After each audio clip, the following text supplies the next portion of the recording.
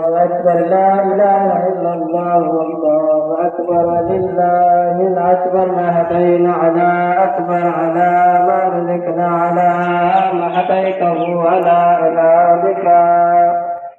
ولله الذين باعوا سبحان الذي ابتلى المرعى نوبة جلاء الذي يقتل الجزاء والحسن العطاء في الرسول ونصفه مهدا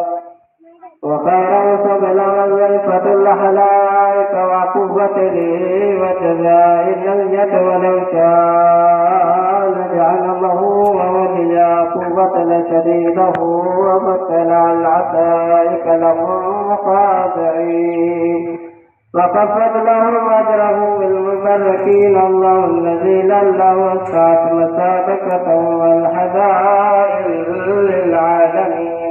وجعل المصيبة للناس كفى وما للكافرين والعاقبين اعملوا عباد الله بالمثل وهذا اليوم العظيم واطلع على الله لابراهيم خليل الله بذبح عليه واسماعيل وكريم خليلا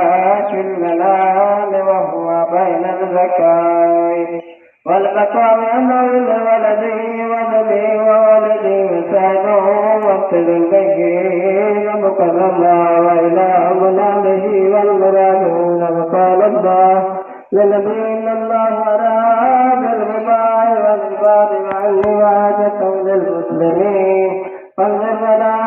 رسولك والجزاء وقال الله وقل سجدوا فيه إن شاء الله الظالمين فلا تخافوا على ذكر قال ولديه يؤمنين وعليه السلام جميع وإليه ومسلمين كل لها إلا